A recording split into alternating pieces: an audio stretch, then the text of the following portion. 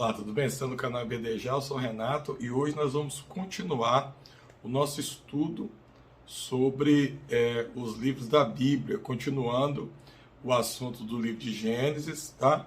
Na aula passada a gente abriu uma problemática ali acerca da diferença que tinha uma aparente diferença entre Gênesis capítulo 1 e Gênesis capítulo 2, né?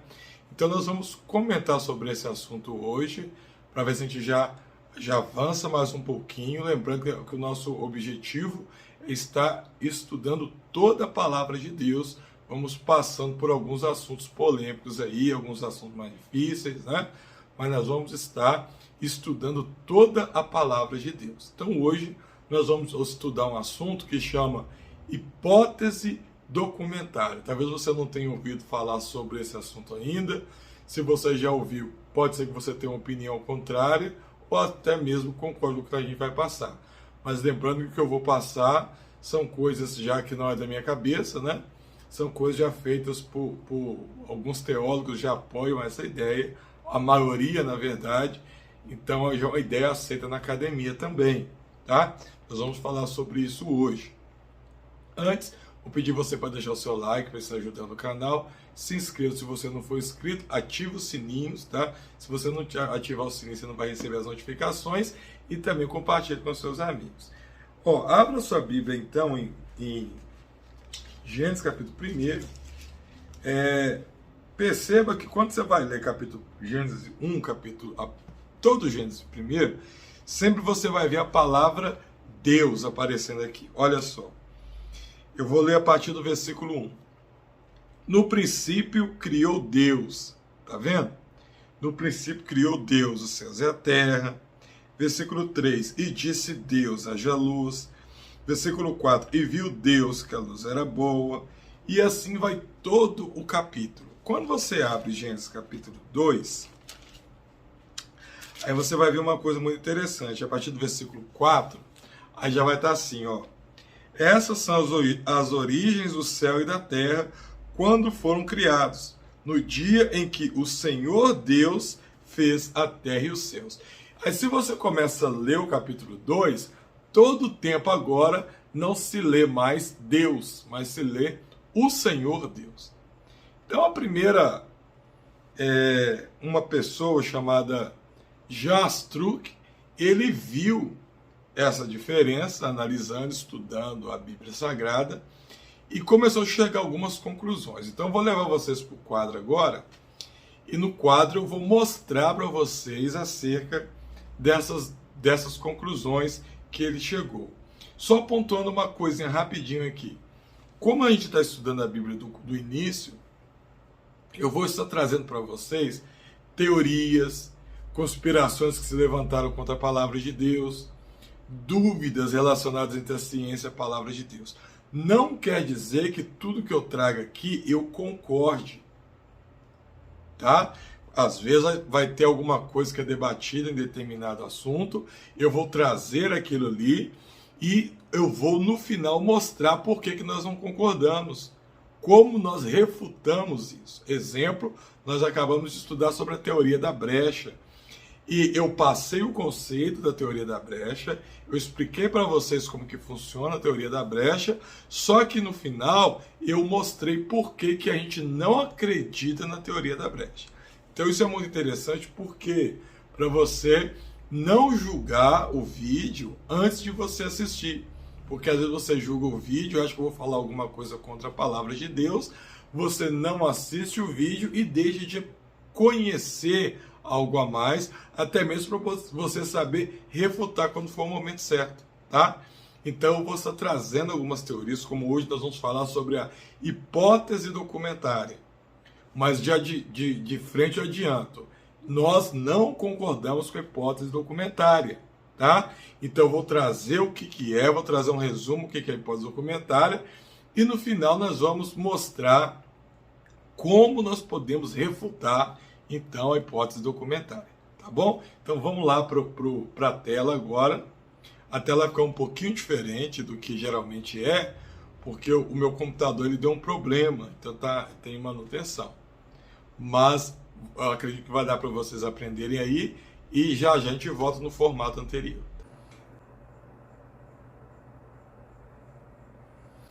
Então esse senhor, né, Jean Astruc, ele estudando a Bíblia, ele chegou a essa conclusão, tá? E ele começou a trabalhar, a investigar acerca disso, outras pessoas foram comprando a ideia dele, até que, tempos depois, apareceu esse senhor, Wellhausen. E Wellhausen, foi ele que popularizou, digamos assim, a hipótese documentária, tá? Através dele que ficou mais compreensível na mente do povo o que era a hipótese documentária. E o que se tratava a hipótese documentária? O que eles alegavam com isso, analisando as passagens? Bom, quando eles analisaram as diferenças narrativas entre Gênesis 1 e Gênesis 2, eles chegaram à conclusão que a Torá, ou seja, os 5 primeiros livros da Bíblia, que eles também vão chamar de Pentateuco, né? Que eles eram formados a princípio por 2 fontes e depois entenderam que seria o número de 4 fontes. Eles vão chamar essas fontes de fonte eloísta, fonte E, que eles vão chamar de fonte eloísta, fonte J, que seria a fonte javista, fonte P, que vem do alemão, que é sacerdotal, tá? E fonte D, que seria a fonte deuteronomista.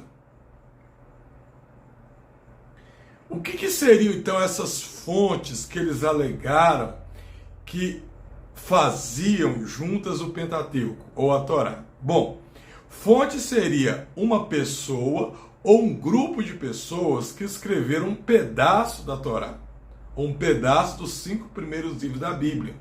Assim eles entendiam que, ao contrário do que é dito, Moisés não teria escrito esses livros, e sim essas pessoas ou fontes. E muito tempo depois, provavelmente depois do cativeiro babilônico, uma pessoa pegou, né, esses 4 relatos, juntou tudo e fez então a Torá. Ou seja, o que Wellhausen e essa turma entenderam? Moisés não teria como ter escrito os 4 livros, os 5 primeiros livros da Bíblia. E uma das coisas que eles alegavam era isso, porque é muito gritante a diferença, às vezes, de se referir a Deus em um capítulo e se referir ao mesmo Deus num capítulo diferente com outro nome. A argumentação, a forma de escrita muda. Então eles alegam o seguinte: se fosse a mesma pessoa, por que eles escreveriam de forma diferente? Por que eles escreveriam o nome de Deus de uma forma e o nome de Deus de outra forma depois? Então eles entenderam que 4 fontes, ou seja, grupos de pessoas separadas, escreveu cada um desse grupo um pedaço dos 5 primeiros livros, né? E aí, lá no cativeiro, ou depois do cativeiro, mais ou menos no período de Esdras, ou o próprio Esdras, ou algum escriba da época, juntou todos aqueles relatos das 4 fontes como uma coxa de retalho, pegou aqueles pedaços e foram organizando de uma forma que virasse uma história só.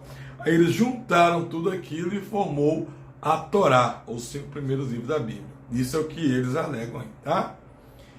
Quais que são, ou quais eram as regras para se considerar uma fonte? Por que isso?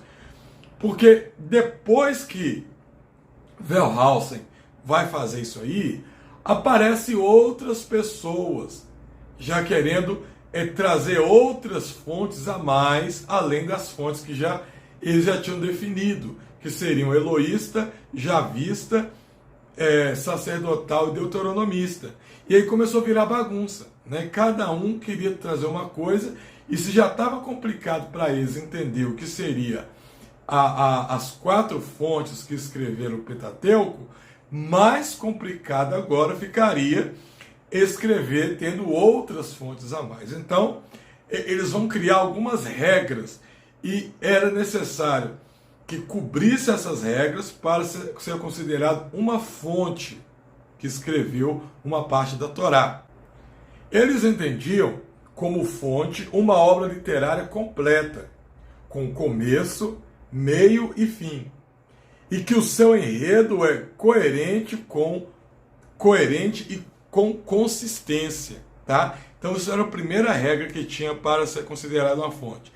Deveria ser uma obra literária completa, que tivesse início, meio e fim.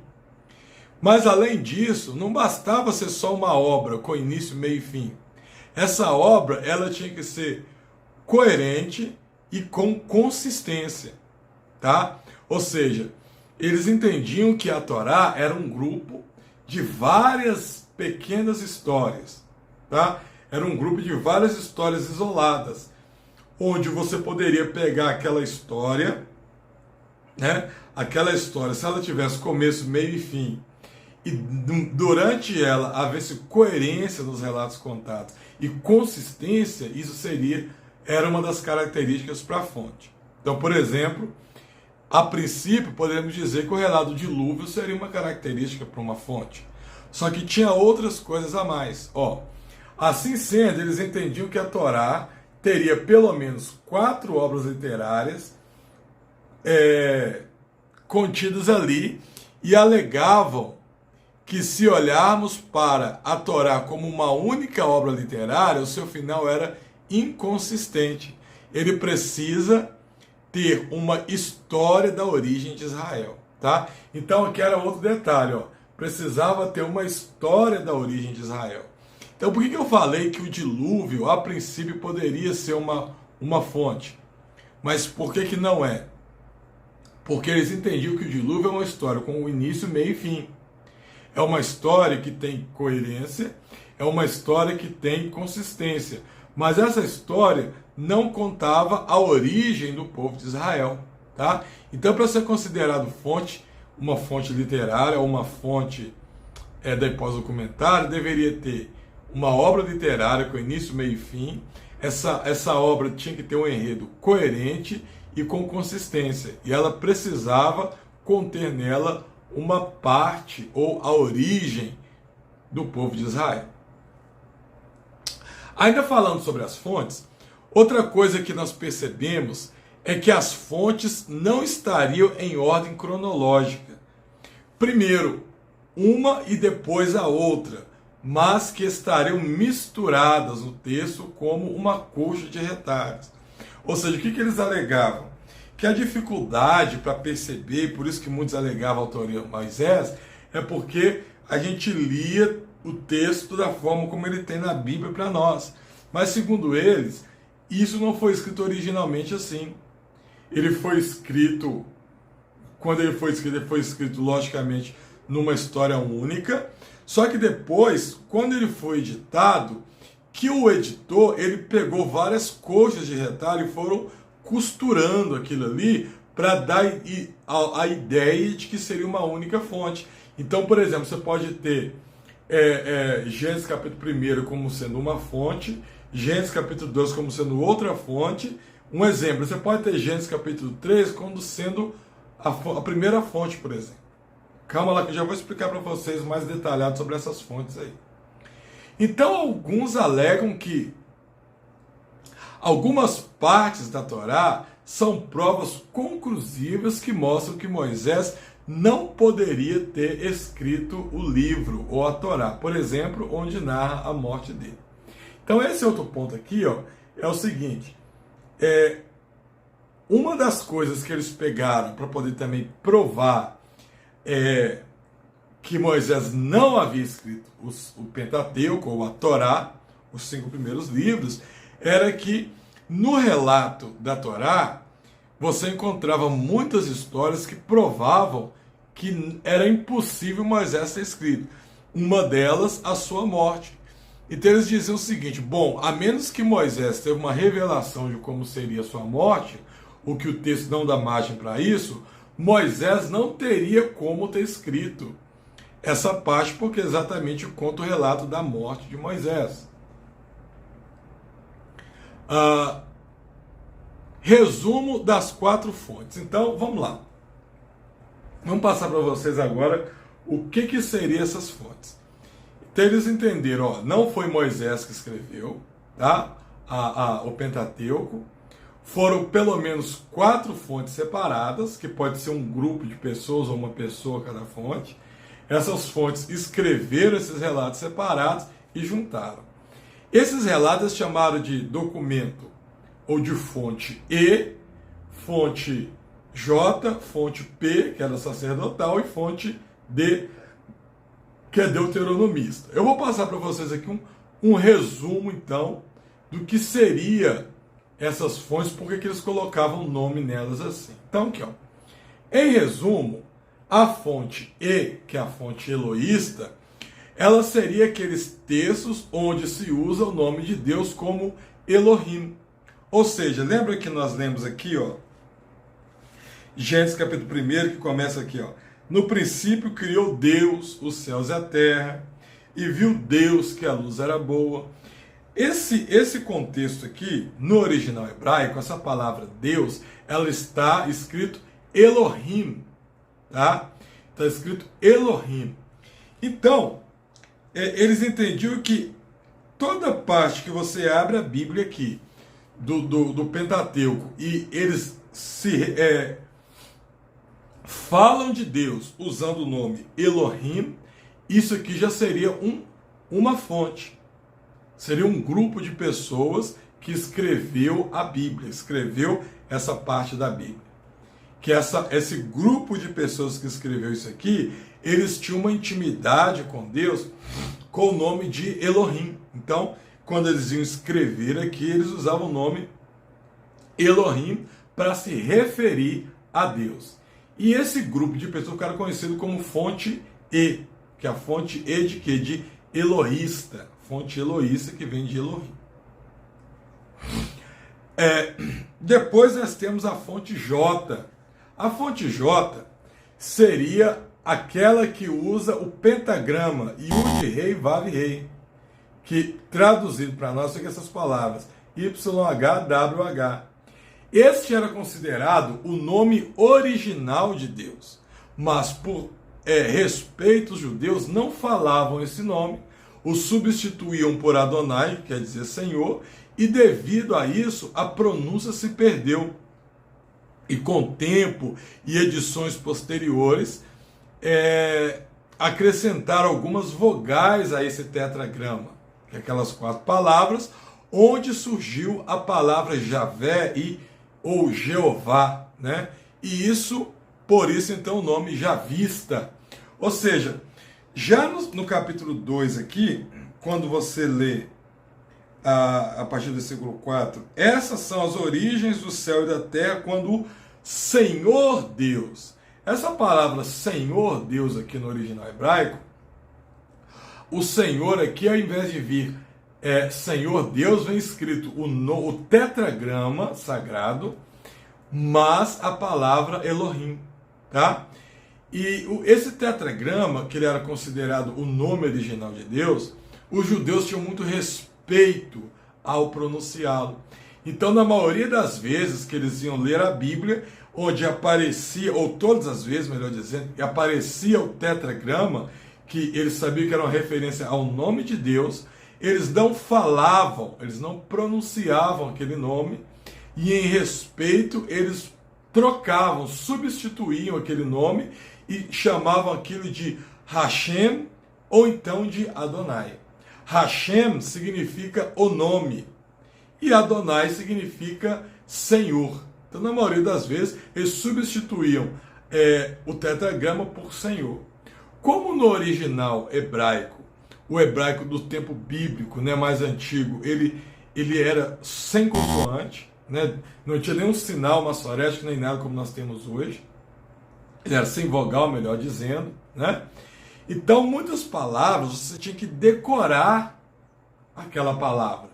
Era praticamente impossível você ver uma forma de palavra e saber exatamente o que a palavra significava. Então, você lê aqui, olha, no original, tá aqui, ó, Yud, Rei, Vav, Rei. Traduz pra gente, YHWH. Se você não soubesse a pronúncia original, é impossível você, analisando essas palavras, essas letras, saber como se pronuncia, tá? Era impossível. Então, Como o povo foi falando cada vez menos, aí depois essa turma vai cativa para a Babilônia, lá eles começam a parar de falar o hebraico e passam a usar o aramaico como palavra do seu dia a dia. Esse idioma ele foi morrendo. E com isso algumas palavras se perderam. E uma dessas palavras que se perderam foi a pronúncia do tetragrama, que nós chamamos hoje de tetragrama, que é o nome original de Deus. Então as pessoas viam essa palavra depois do cativeiro, mas não sabiam como se pronunciava. Tempo depois veio os maçoretas vão colocar alguns símbolos, tá? Alguns sinais na letra hebraica, nas consoantes hebraicas, e esses sinais que são acrescentados, tá? Esses sinais ajudam a pronúncia, porque eles entram como mais ou menos como se fossem as vogais, mais ou menos, tá? Como se fossem as vogais do nosso português. Então o que o pessoal fez? Eles foram lá e colocaram, acrescentaram a vogal I, a vogal E dentro do tetragrama. Então o tetragrama que não tinha pronúncia, quando eles acrescentam a vogal I e a vogal E, ficou Yahweh. Tá? Yahweh. A vogal I e E, não, a vogal A e E, né? Aí ficou a pronúncia Yahweh. Da pronúncia Yahweh veio a fonema, veja que a palavra é parecida. Yahweh, Jeová. Jeová, né? Porque no hebraico não tinha o J. Yahweh, Jeová, Jeová. Tá? Então dessa junção de palavras veio a palavra Jeová e veio também a palavra Javé. Então o pessoal começou, o que eles entenderam? Que aquela parte onde você lê na Bíblia aqui, que se refere a Deus por esse nome original, como está aqui em Gênesis capítulo 2, versículo 4, o Senhor Deus, eles chamaram então esse grupo de irmãos ou de judeus que usaram essa forma para escrever sobre Deus, eles acharam isso aqui são outro grupo de pessoas. Porque eles não chamam Deus de Elohim, eles chamam Deus de o tetragrama e Elohim. Ou seja, se a gente for usar como eles faziam, substituir o tetragrama por Adonai, nós leremos então Adonai Elohim. Né? Ou seja, enquanto no capítulo 1 as pessoas falavam Elohim, no capítulo 2 esse grupo de pessoas se refere a Deus como Adonai Elohim. Então eles entenderam que esse grupo seria então uma segunda fonte, que eles vão chamar de fonte J. Por que J? Por causa da palavra Javé, né? Que veio daí desse tetragrama. Mas teve mais, teve a fonte P, que é a fonte sacerdotal. Então aqui ó, tá errado, não é sacerdotal, é sacerdotal, tá? Fonte P, que é a fonte sacerdotal. A fonte sacerdotal é o seguinte, eles entenderam que toda parte do Velho do Pentateuco, ou da Torá, os 5 primeiros livros da Bíblia ali, toda parte ali que tem alguma referência a culto, bênção, maldição, rituais litúrgicos, foram escritos pelos sacerdotes. Tá? Foram escritos pelos sacerdotes.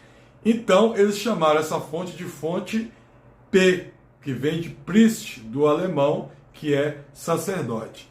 E por último também a fonte D. Essa fonte entendia basicamente que o livro de Deuteronômio, ele é totalmente separado dos 4 primeiros livros da Bíblia.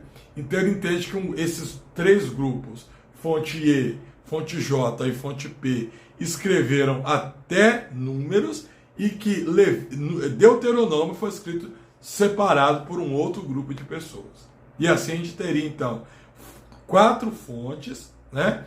Que foi quem chama Deus de Elohim, quem chama Deus de Javé ou Adonai Elohim, quem escreve rituais de cultos e bênçãos, e aquele que escreveu o livro de Deuteronômio. Ele entende que esses 4 grupos escreveram e depois um editor, provavelmente Esdras, juntou essas 4 fontes e fez o que nós conhecemos como os 5 primeiros livros da Bíblia, tá? Fontes E e J. Vamos falar um pouquinho então, deixa eu mudar aqui minha posição. Vamos falar um pouquinho sobre essa fonte E e J, como que originou isso, qual era a ideia que eles tinham para poder ter chegado a essa conclusão, tá? Então, para que possamos entender essa fonte, vamos primeiro te situar na história, para uma perfeita compreensão do fato. Quando Israel ele entra na Terra Prometida, eles já estavam separados por tribo. Essa separação é feita por Moisés no deserto, e a tribo de Levi não recebeu uma porção de terra, mas cidades no meio das outras tribos. Eles deveriam ficar espalhados em toda a terra de Israel para realizar os trabalhos sacerdotais, tá? Os sacerdotes, eles vieram então da tribo de Levi. Ou seja, mais para o final do livro de Gênesis, a gente ainda vai ver a questão das tribos, das separações das terras, tá? Porque do nome Israel, lá em cima, tudo isso, tá? Você começa a aprender quando a gente começar a ver as bênçãos de Jacó, lá no finalzinho, as bênçãos de Jacó para os seus filhos. Lá no finalzinho do livro de Gênesis, a gente já vai começar a ver a questão dessa separação das tribos aí. Então, quando houve essa separação das tribos, o que aconteceu aqui? Eu tive a separação das tribos, né, feita ali, e nessa separação, Deus ele não vai designar uma porção da terra para a tribo de Levi. Tá? A tribo de Levi ela ficou encarregada de tomar conta de toda a obra relacionada ao manuseio do templo. Então, a tribo de Levi, só eles tinham autorização de trabalhar no tabernáculo, só eles tinham autorização de carregar o tabernáculo, de desmontar o tabernáculo, tá? De dentro da tribo de Levi, que vai ser os sacerdotes que serviam ao povo no tabernáculo. Então, para que isso acontecesse, foi necessário que eles não tivessem uma porção de terra. Para quê? Porque quando as tribos entraram no território de Canaã, cada tribo se posicionou em uma parte da terra. É como se você pegasse aqui o Brasil com acho que é 26 estados, né? Muito tempo que eu estudei isso. Mas acho que o Brasil tem 26 estados. Então imagina cada estado como se fosse uma tribo de Israel. Então, eu, por exemplo, nunca fui lá no Amazonas, que é uma tribo que está lá no norte, ou um estado que está lá no norte, certo? Então imagina como se fosse as tribos fossem o estado. Então cada tribo se posicionou. A tribo de Dan ficou lá em cima, Judá ficou aqui embaixo. Porém, nenhum deles tinha uma autorização para poder realizar o trabalho, a obra no templo, a obra de servir ao povo. Só a tribo de Levi que poderia fazer. Então, para isso, eles não poderiam ter uma terra, eles não poderiam ter um local fixo, mas eles ficaram espalhados em todas as tribos. Tá? Então, cada tribo de Israel tinha uma cidade ali, e nessa cidade habitavam os levitas, ou o pessoal da tribo de Levi. Então aqui, olha, eu peguei um mapa para você, consegui ver mais ou menos aqui a posição das tribos, olha. E o que eu quero que você perceba? O tabernáculo. Por quê? Porque quando o pessoal sai do Egito, eles vão caminhar 40 anos no deserto. Após os 40 anos, junto com Josué, eles entram na Terra Prometida. Então preste atenção nisso aí. Quando eles entram na Terra Prometida, aquele tabernáculo, que era o local que eles adoravam a Deus, que eles serviam a Deus, esse tabernáculo ele era desmontado quando a nuvem se movimentava, e quando a nuvem parava, eles montavam o tabernáculo de novo. Quando eles entraram na terra prometida, o tabernáculo não precisava ficar se movimentando, porque agora eles já tinham se fixado ali, em Canaã. Então, foi separado uma cidade, um local, onde nesse local eles posicionaram o tabernáculo. Então perceba, ainda não estou falando do templo, o templo vai ser só com Salomão. Davi tem a ideia, Deus não autoriza Davi fazer, Davi prepara os materiais e Salomão vai fazer o templo. Mas antes do templo de Salomão, o tabernáculo funcionava como se fosse o templo. Ou seja, o tabernáculo era os mesmos moldes daquele tabernáculo no deserto. Mas a diferença é que quando eles entraram na terra, já não tinha mais a nuvem, que eles tinham que ficar desmontando o tabernáculo, acompanhava a nuvem e montava o tabernáculo. O tabernáculo ficou posicionado no local fixo, tá? Onde o pessoal adorava. E esse local era esse aqui, olha. Tá vendo? Siló. Deixa eu ver se eu consigo marcar.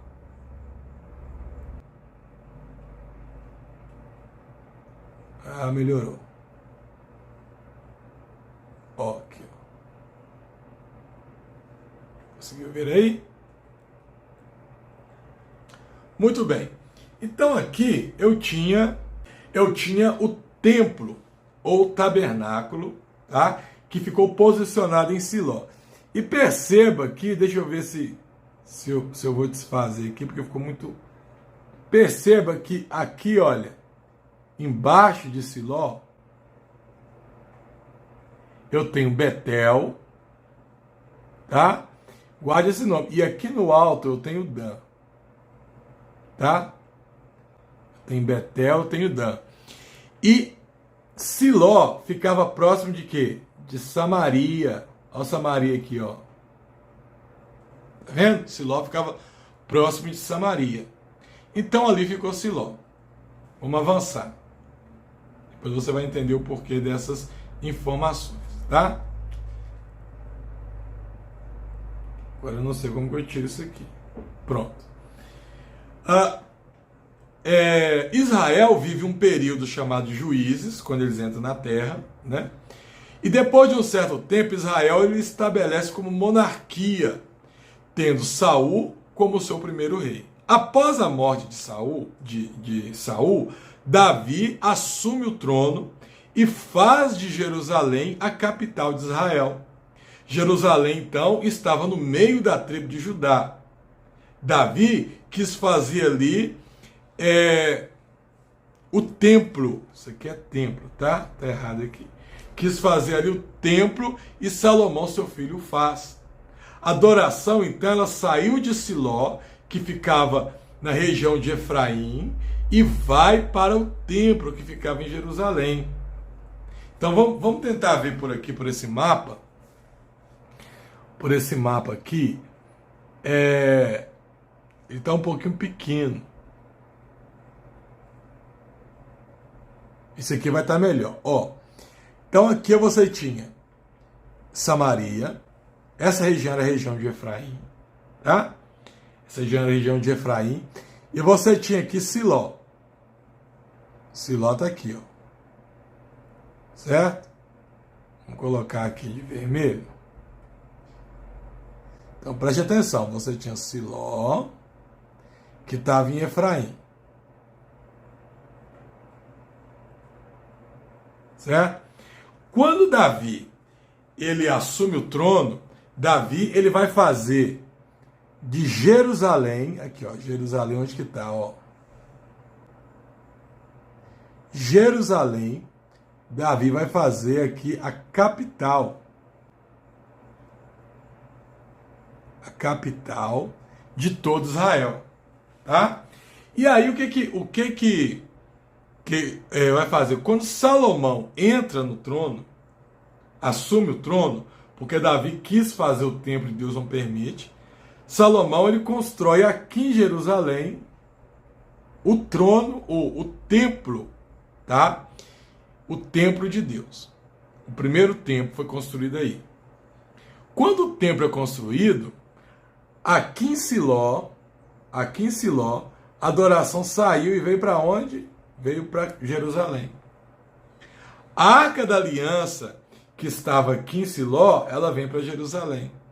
O pessoal que adorava aqui sai daqui, já não tem mais tabernáculo, e o tabernáculo passa a ser em Jerusalém. Tá? Então vamos guardando essas informações aí. Deixa eu tirar.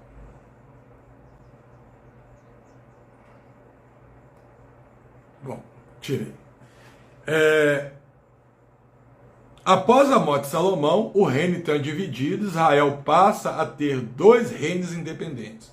O reino do norte, chamado de reino de Israel, a capital foi Samaria, na tribo de Efraim. E o reino do sul passa a ser chamado de Judá, e a capital fica Jerusalém, onde ficava o templo. Então aqui você consegue ver melhor, aqui, ó, deixa eu passar para cá. Essa parte aqui, ó, é Efraim. Não sei se eu vou conseguir dar o zoom aqui. Deixa eu tentar dar um zoom aqui para melhorar. Ó. Isso. Então olha só, preste atenção. Aqui em Efraim, tá vendo Siló aqui? Ó, ó o Siló aqui onde que estava. Vou marcar Siló.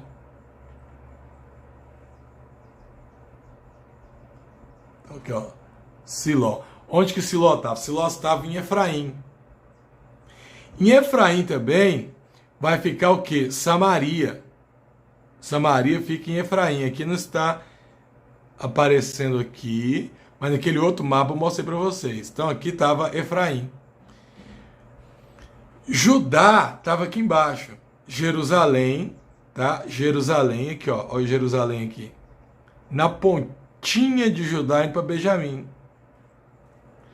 Ou seja, vai entendendo o que esse pessoal alegaram, o que eles quiseram alegar com isso daqui.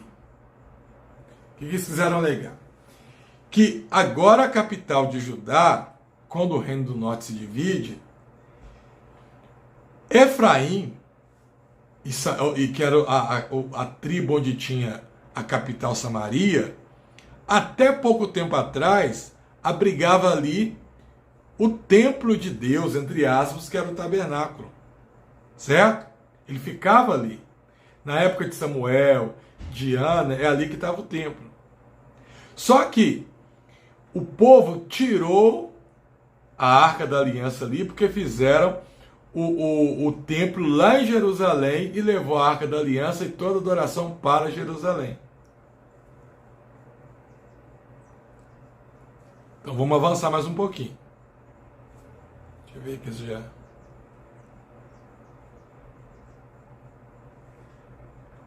Então o que acontece? Passa o tempo,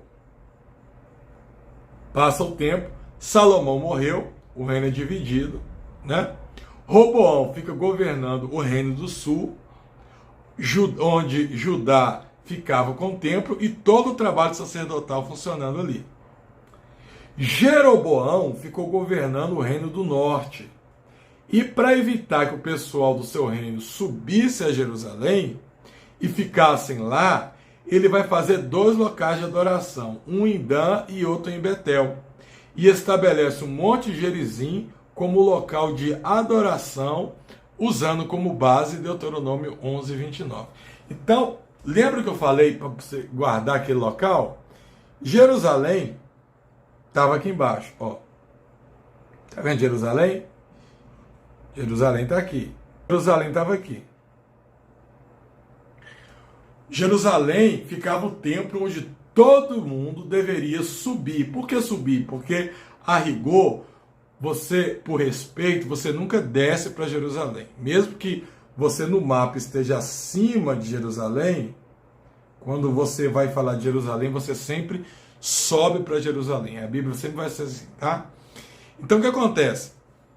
A rigor, o templo era um local onde todo mundo deveria ir para fazer o sacrifício. Todo mundo, independente de brigas políticas. Só que agora eles tinham tido uma briga interna, certo? E Israel foi dividido em Reino do Norte e Reino do Sul. Então vai acompanhando aí. Reino do Norte e Reino do Sul. O Reino do Sul ficou como uma capital Jerusalém. essa capital Jerusalém, tinha o templo. O reino do norte ficou como capital o quê? Samaria. Samaria. E aí, o que o rei que ficou lá, que foi Jeroboão, pensou? O povo de Israel, do reino do norte, eles vão começar a descer para adorar a Deus aonde? No templo. E eles descendo para adorar a Deus no templo, eles podem querer ficar por lá e não voltar mais para cá. Para que isso não acontecesse, o que Jeroboão vai fazer? Jeroboão, ele vai burlar, ele vai fazer uma forma que ele entende que ele está ajudando a Deus. Ele vai criar a sua própria liturgia, a sua própria forma de culto ao próprio Deus de Israel, só que do jeito dele. Então, para isso, ele vai colocar adoração aqui, olha, onde que está Betel? Na ponta, em Betel. E ele vai colocar também um templo de adoração aqui, ó, em Dan, tá? Ele vai colocar bezerros de ouro para que adorasse Deus em Betel e em Dan.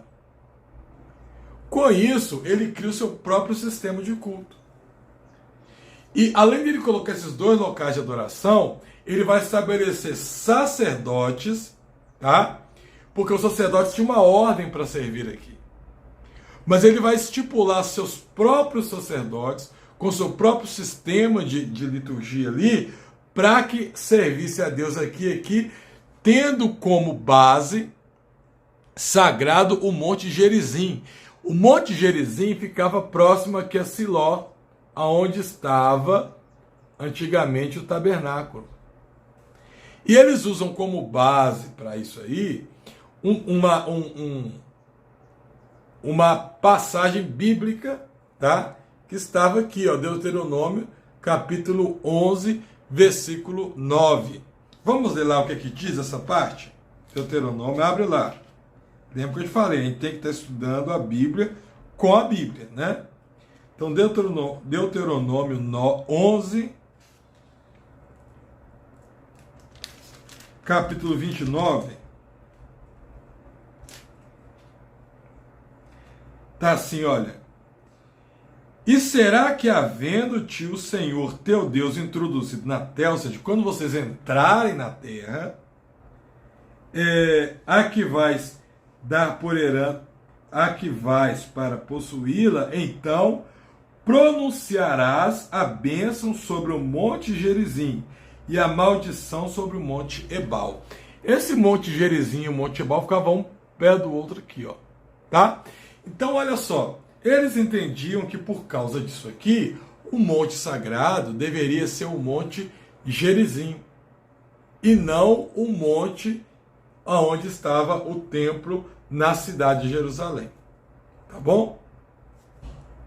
Então vamos resumir até aqui. Eu já vi que o templo, o reino foi dividido, tá? O reino foi dividido.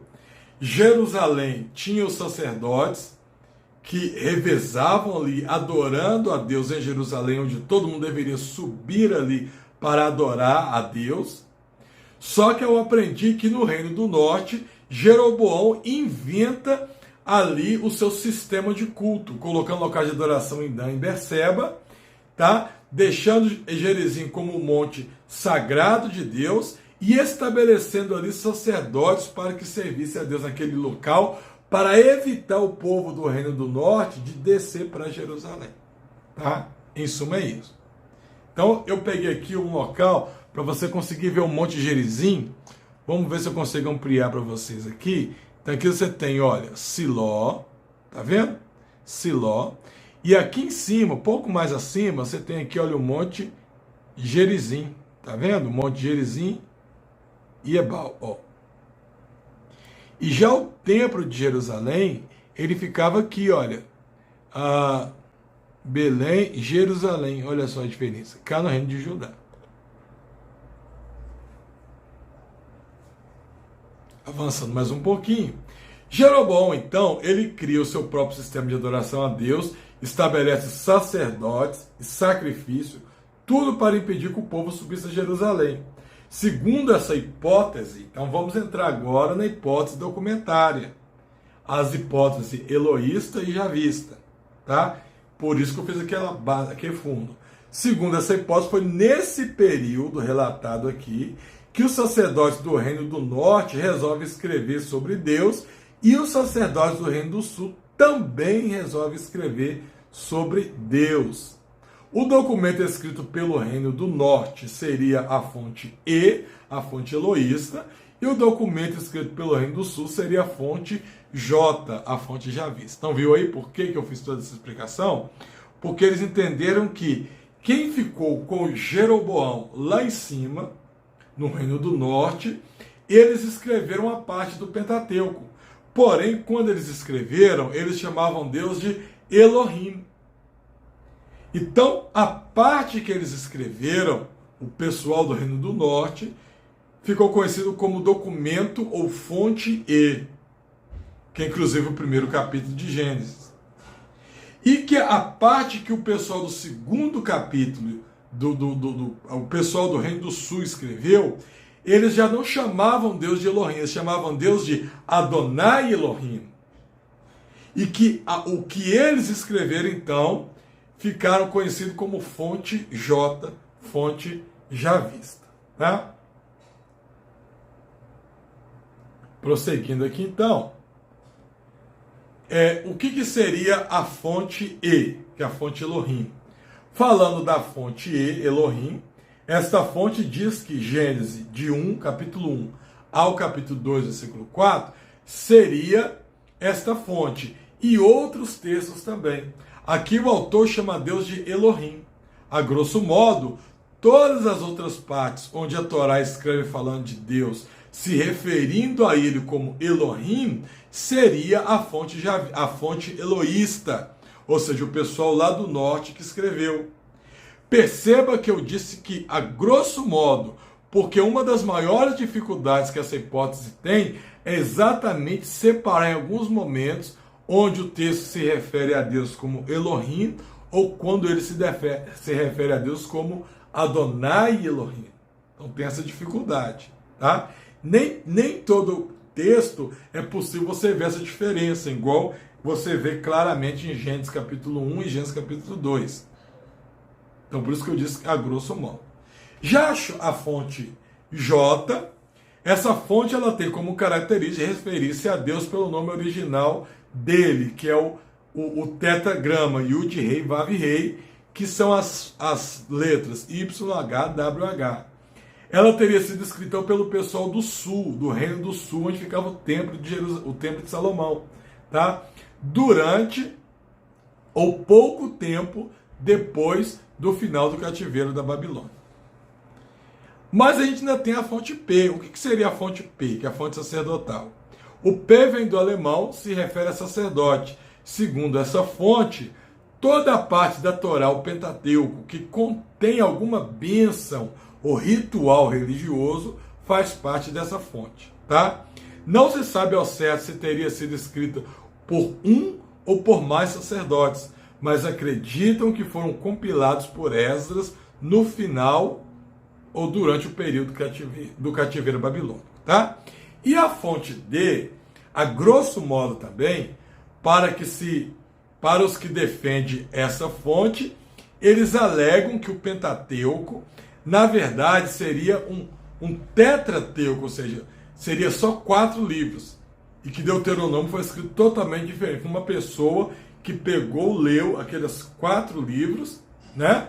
E baseado naquilo, ele vai escrever um livro separado chamado de Deuteronômio, que é a repetição do que foi escrito no 1º, 2º, 3º e 4º livro. Tá bom? Vamos ver aqui alguns pontos que eles abordam. Alguns pontos abordados por eles, tá? Por essa hipótese. E, na sequência, a gente já vai ver aqui como refutar a isso. Então, aqui, o que acontece? Eu trouxe para vocês um breve resumo, um pano de fundo, tá? Do que seria a hipótese documentária. A história dela, né? O que eles alegam, que eles entendem que deu origem a pontos diferentes de pessoas servindo ao mesmo Deus, e essas pessoas escreveram relacionados a Deus, mas com fontes diferentes. A partir daqui, nós já vamos ver alguns pontos específicos no texto mesmo, que eles usam esses relatos para dizer, olha, por causa disso, por causa dessa diferença, que é impossível Moisés ter escrito. Por causa dessa diferença. Então vamos ver no texto aqui agora, tá? Aonde estão as contradições do texto. E através dessas contradições, nós vamos pegar e trazer a refutação. Nós vamos pegar uma explicação por que esses textos dizem isso e mostrar por que nós acreditamos que essa hipótese realmente é uma hipótese que não tem base e que nós acreditamos realmente na autoria de Moisés como sendo o autor do Pentateuco. Mas, para a gente entrar nesses detalhes mais a fundo, né, nós vamos fazer isso na nossa próxima aula, porque senão vai ficar muito longo o texto. Então a gente vai entrar nisso aqui na sexta-feira que vem, tá? Nós vamos entrar nesses detalhes, vamos ver os paralelos, as diferenças, e já vamos começar a contra-argumentar isso aí, tá? Então, se você assistiu até aqui e ainda não deixou seu like lá, ó, deixa o like no vídeo para nós, se inscreva no canal, porque se você não tiver inscrito, você não vai ser avisado sexta-feira que vem. E aí, pode ser que você esqueça de sexta-feira que vem, você voltar aqui para ver. Então já se inscreva e ative o sininho das notificações, tá? Se algum colega seu, algum conhecido seu tem curiosidade a conhecer esses detalhes mais específicos da Bíblia, né? Então já passa para eles também. Porque a gente vai começar a ver agora formas mais técnicas na sexta-feira que vem. Que Deus te abençoe, fique com Deus e até o nosso próximo encontro.